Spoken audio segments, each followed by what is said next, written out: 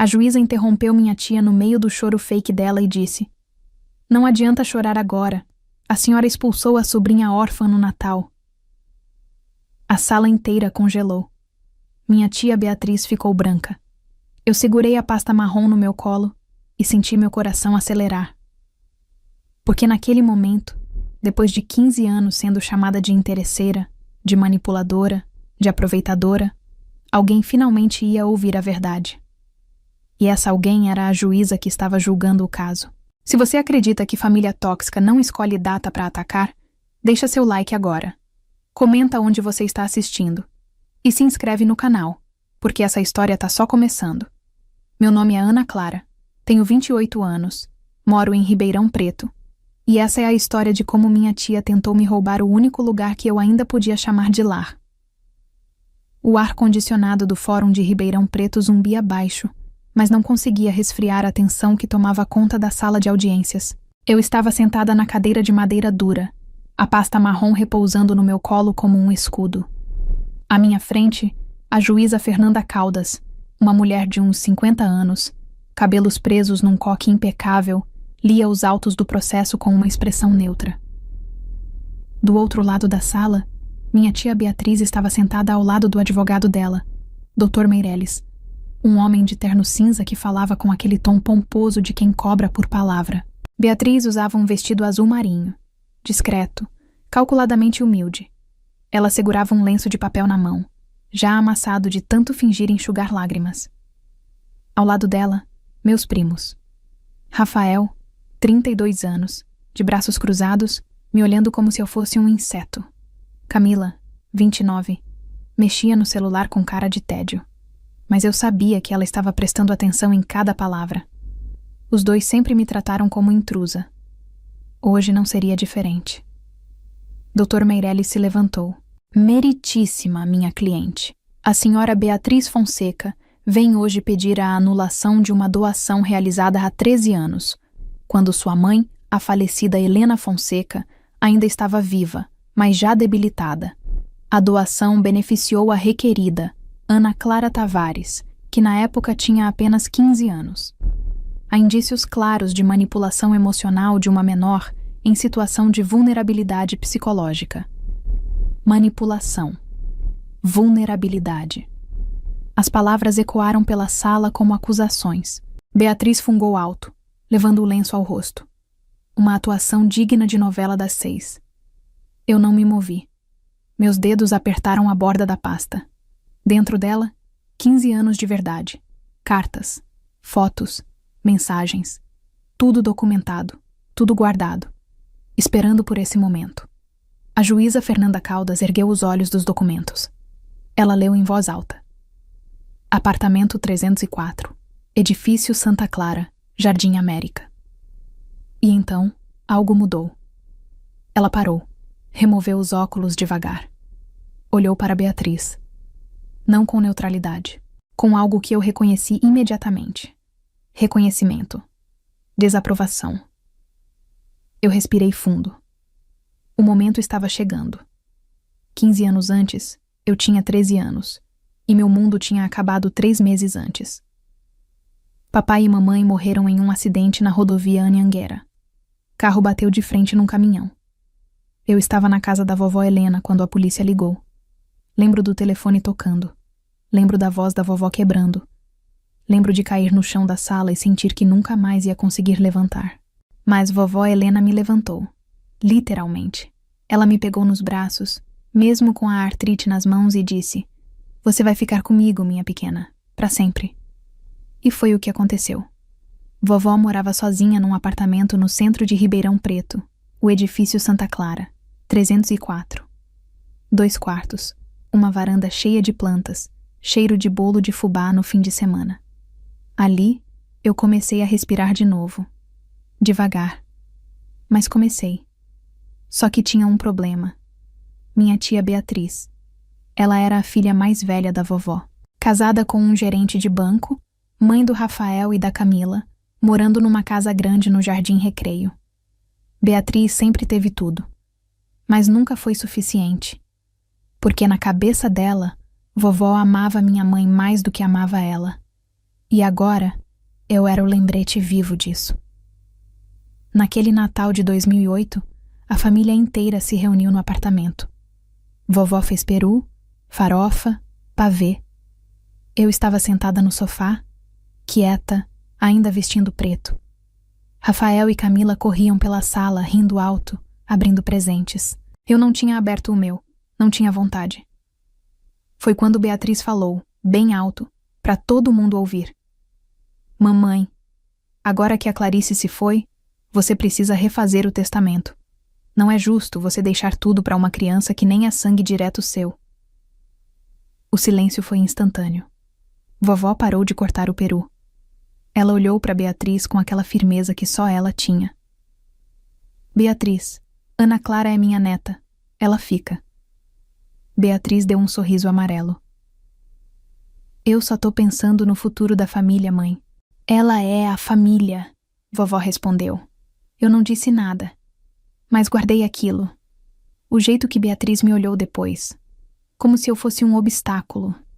Algo a ser removido. 2 anos depois, vovó Helena foi diagnosticada com câncer. E foi aí que tudo começou de verdade. Quando vovó Helena descobriu o câncer, em 2010, eu tinha 15 anos. Os médicos disseram que ela tinha 1 ou 2 anos, no máximo. Beatriz apareceu no apartamento no dia seguinte com uma pasta cheia de papéis. Documentos para facilitar as coisas, mãe, ela disse sorrindo. Mas vovó não assinou nada. Não naquele dia. Nos meses seguintes, Beatriz começou a aparecer mais, sempre com desculpas. Vim trazer uma sopa, vim ver como a senhora tá. Mas eu via. Ela vasculhava gavetas. Perguntava sobre contas bancárias. Sugeria organizar a papelada. Uma tarde, vovó me chamou no quarto dela. Estava deitada, cansada da quimioterapia. Ela segurou minha mão e disse: Ana Clara, eu vou deixar esse apartamento para você. Não por causa da Beatriz, por causa de você. Você merece ter um lugar seu. Vovó, não fala assim, eu disse com os olhos cheios de lágrima. Escuta bem, eu vou fazer a escritura, mas você precisa guardar tudo, tudo, porque a Beatriz não vai aceitar isso quieta. E ela tinha razão. Em março de 2011, vovó Helena fez a doação em cartório. O tabelião Moreira, um senhor de uns 60 anos que conhecia a família, fez questão de conversar comigo sozinha antes. Você entende o que está acontecendo, Ana Clara? Eu disse que sim. Ele anotou tudo. Assinou. Registrou. Quando Beatriz descobriu, 3 dias depois, ela explodiu. Literalmente. Invadiu o apartamento gritando: Você manipulou minha mãe. Você é uma interesseira. 15 anos e já sabe como enganar velhinhas doentes. Vovó, mesmo fraca, levantou da cama. Sai da minha casa, Beatriz. Agora. A senhora vai se arrepender, mãe. Vovó morreu em agosto de 2011. Eu fiquei sozinha no apartamento. Sozinha no mundo, mas não desamparada. Porque vovó tinha me ensinado uma coisa. Documente tudo. E foi o que eu fiz. Durante 13 anos guardei cada mensagem de Beatriz me chamando de aproveitadora. Cada ligação gravada onde ela ameaçava resolver isso na justiça. Cada foto de família onde Rafael e Camila me ignoravam enquanto vovó estava viva. Cada e-mail onde ela tentava me convencer a devolver o apartamento em respeito à memória da família. Eu fui para a faculdade. Me formei em administração. Abri uma loja virtual de roupas que hoje fatura 6 dígitos por mês. Comprei um carro. Reformei o apartamento. Vivi. Mas Beatriz nunca desistiu. E em 2024, ela finalmente entrou com o processo. Dr. Meirelles estava terminando sua argumentação. Meritíssima, a doação foi claramente viciada. A menor de 15 anos não tinha maturidade para entender o ato.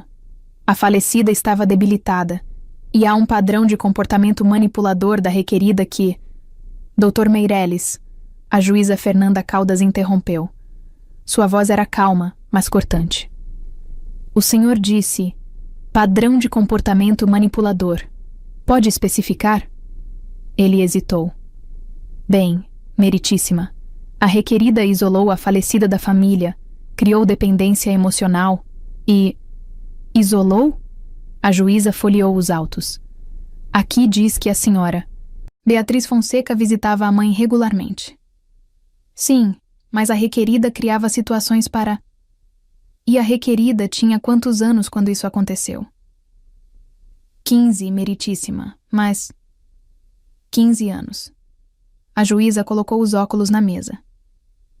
Deixa eu entender. A tese da defesa é que uma menina de 15 anos, órfã há 2 anos, manipulou uma mulher de 70 anos, lúcida o suficiente para ir ao cartório e assinar uma escritura pública de doação? Dr. Meirelles abriu a boca. Fechou. Olhou para Beatriz. A juíza continuou. E essa escritura foi feita pelo tabelião Moreira, que eu conheço pessoalmente, um dos mais rigorosos do estado. Ele conversou com a menor, conversou com a doadora, tudo registrado. Beatriz se levantou. Meritíssima, mas minha mãe estava doente, ela não... Sente-se, senhora Beatriz. A voz da juíza não estava mais calma, estava firme. A senhora vai ter sua chance de falar, mas agora eu quero ouvir a requerida. Ela olhou para mim. Ana Clara, você trouxe algo para apresentar? Eu me levantei. Abri a pasta marrom. Tirei um envelope lacrado. Meritíssima. Isso é uma carta que minha avó escreveu para mim 3 dias antes de fazer a doação. Ela previu que isso aconteceria e pediu que eu guardasse. Entreguei o envelope para a oficial de justiça, que levou até a juíza. Fernanda Caldas abriu. Leu em silêncio. Seus olhos se arregalaram. Ela leu de novo. Então ela olhou para Beatriz. E o que ela disse a seguir ecoou pela sala como um trovão. Senhora Beatriz, a senhora expulsou sua sobrinha no Natal de 2008?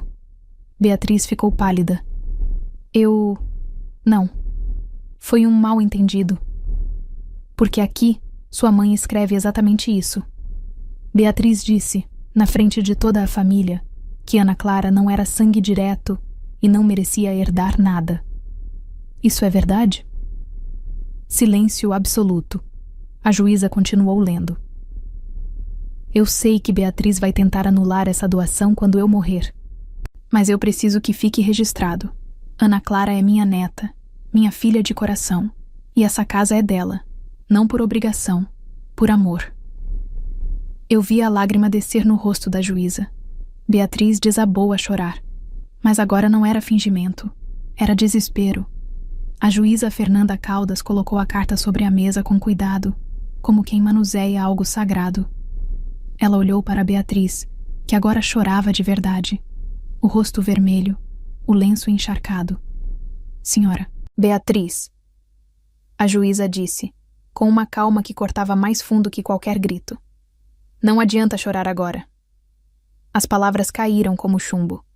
A senhora teve 13 anos para fazer diferente. 13 anos para pedir desculpas. 13 anos para estender a mão para sua sobrinha. Mas a senhora escolheu processar. Escolheu acusar. Escolheu tentar tirar o único pedaço de dignidade que sua mãe deixou para essa moça. Beatriz soluçou mais alto. Rafael e Camila desviaram os olhos. A juíza continuou.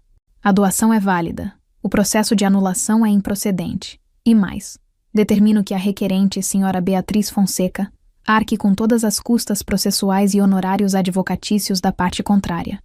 Dr. Meirelles tentou falar. Meritíssima, podemos... Não podem. A audiência está encerrada. O som do martelo foi final. Nos dias seguintes, Beatriz tentou me ligar. 5 vezes. Eu não atendi. Rafael me mandou uma mensagem. Você destruiu a nossa família. Eu bloqueei. Camila postou algo nas redes sociais sobre justiça falha. Eu nem vi. 2 semanas depois, eu dirigi até o cemitério Bom Pastor. O túmulo da vovó Helena estava coberto de folhas secas. Eu limpei com cuidado, coloquei flores frescas, me sentei na grama ao lado. Vovó, eu disse baixinho. Eu fiz o que você pediu. Guardei tudo. Defendi o que era meu. E agora eu vou viver. O vento balançou as árvores ao redor. Eu senti como se fosse ela respondendo. Hoje, Eu moro no apartamento 304 do edifício Santa Clara. Reformei com o dinheiro da minha empresa. A varanda ainda tem plantas. A cozinha ainda cheira a bolo de fubá nos domingos. E quando eu acordo de manhã, eu olho para as paredes e sei: esse lugar é meu. Não por herança, por amor. Se tem alguém aí passando por algo parecido, escuta bem. Família tóxica não muda. Eles só mudam de estratégia. Então documente tudo. Guarde cada prova. E quando chegar a hora de se defender, faça isso com a cabeça erguida. Porque dignidade não é sobre vencer. É sobre não se curvar. E se você chegou até aqui, se inscreve no canal agora. Deixa seu like. Compartilha essa história com quem precisa ouvir. Porque tem gente sofrendo em silêncio. E às vezes, uma história como essa pode ser o empurrão que faltava. Obrigada por me ouvirem. E lembrem-se, a verdade sempre aparece. Às vezes demora, mas aparece.